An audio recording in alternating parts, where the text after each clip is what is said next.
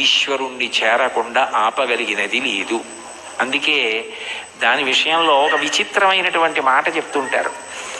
ఆఖరికి భగవంతుని యందు ఐక్యమైపోయే స్థితిలో కూడా భక్తి యొక్క దార్ఢ్యం ఎలా ఉంటుందంటేట, ఇంకా భగవత్ సేవ ఎందే ప్రీతి పొందుంటుందిట.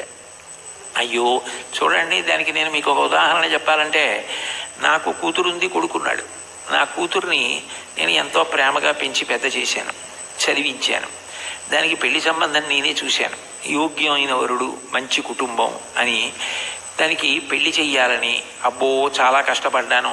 నేను కట్టుకున్న ఇల్లు ఒకటి అమ్మేశాను. పెద్దాపురం నాకున్నది ఆ ఇల్లు ఒక్కటే, అది అమ్మేశాను. ఇప్పుడు వేరే ఇల్లు కట్టుకున్నాను అనుకోండి కాకినాడలో. ఆ ఇల్లు అమ్మేశాను. ఆ డబ్బు పెట్టి ఎంతో బాగా పెళ్లి చెయ్యాలని ఎంతో తాపత్రయపడి దానికి నిజంగా అంత బాగా పెళ్లి చేసి కన్యాదానం చేసేసి ఇంటికి వచ్చి బావురుమని ఇచ్చాను పూజామందిరంలో. అయ్యో నా కూతురు వెళ్ళిపోతోంది అత్తారింటికని.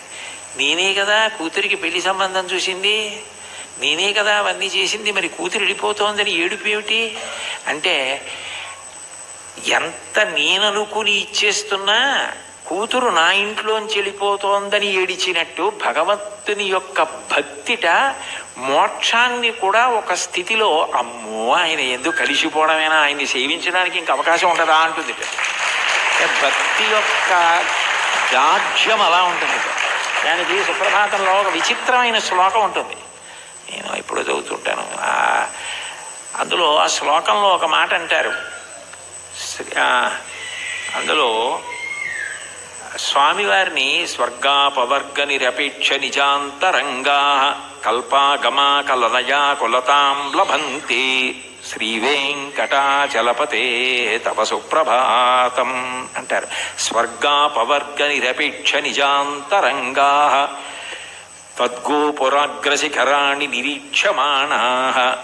స్వర్గము అపవర్గము, ఉత్తమలోక ప్రాప్తి, మోక్షము ఏమిస్తున్నా కూడాట వెళ్ళిపోతూ ఆనందనిలయ విమానం చూసి అవన్నీ మా కొద్ది ఇక్కడ ఉంటామంటారట. అంటే భక్తి యొక్క తాత్పర్యం అలా ఉంటుంది. ఆ మనసు భజించి సేవించడానికి అలవాటు పడిపోయిన వాడు పతనం అయ్యేటట్టుగా చూడగలిగినది లోకంలో ఉంటుందా? వాడికి ఆకాశం అడ్డం కాదు, పాతాళం అడ్డం కాదు. పైకి వెళ్ళేవాడికి పాతాళం అడ్డం ఏమిటి?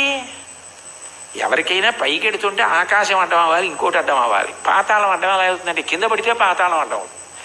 బాగా కింద పడిపోదాం అనుకున్నానండి, నాకు పాతాళ లోకం అడ్డొచ్చింది అనాలి. ఈశ్వరుణ్ణి చేరాలనుకున్నవాడు పైకి ఎడతాడు కానీ కిందకి ఎడతాడా? అంటే ఒకవేళ ఓ తప్పు చేసి కిందకి వెళ్ళిపోయినా ఈశ్వరుడు వాడిని ఏం బాధ పెట్టడు. వాడిని మళ్ళీ పైకెత్తే పూచి ఆయనే తీసుకుని పైకెత్తుతాడు. అందుకని పాతాళం అవడం అవదు, కింద పడ్డా కూడా వాడికి అంత కింద పడ్డా అంత పైకి ఎక్కుతాడు. దానికి ఉందా అంటే ఉంది. ఉదాహరణ బలిచక్రవర్తే ఉన్నాడు. అంత ఇంద్రుణ్ణి గెలుద్దాం అనుకున్నవాడు గెలవలేక గురువు గారిని, శుక్రాచార్యుల వారిని పట్టుకుని విశ్వజిత్ యాగం చేసి అగ్నిహోత్రంలోంచి బంగారు రథం, గుర్రాలు, గొప్ప గొడుగు, అక్షయబాణ తూణీరాలు, ధనస్సు అన్నీ పొంది ఇంద్రుణ్ణి ఓడించి అంత గొప్పవాడైతే ఇంద్రుడు బృహస్పతి దగ్గరికి వెళ్ళాడు. ఆయన గురువుగారు శుక్రాచార్యుల వారిని ఆశ్రయించాడు. నేను మా గురువు గారు మీ దగ్గరికి వచ్చాను, నేను ఎలా ఓడించాలి బలిచక్రవర్తిని అడిగాడు. నేనా శుక్రుడా వదిలేయి, గురువుల అనుగ్రహం పొందిన వాణ్ణి పాడు చెయ్యగలిగిన వాడు ఉండడు. బలమునవానికి వృద్ధి వచ్చే గురువుగారి మాటల వల్ల వృద్ధిలోకి వచ్చాడు. వారి పాటింపకిక మీద వాడి చెడును. ఒకనాడు గురువుగారి మాట వినడం, అప్పుడు పాడైపోతాడు. అప్పటి వరకు నువ్వు ఎదురు చూడంతే.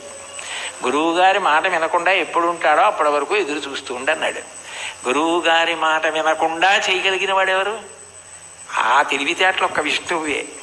అందుకే ఆయన వామనమూర్తిగా వచ్చాడు.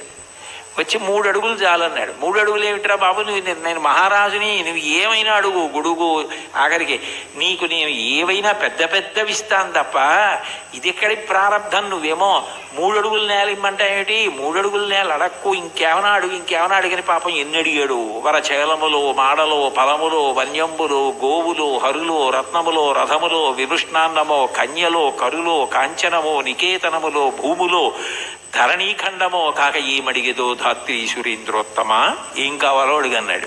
అబ్బెబ్బే ఒంటివాడ నాకు 1-2 అడుగుల మేరయిమ్ము సొమ్ము మేరయొల్ల కోర్కె తీర బ్రహ్మ కూకటి ముట్టెద దానకుతుక సాంద్ర దానవేంద్ర. నేను ఒంటివాణ్ణి, నాకు 1-2 3 అడుగులు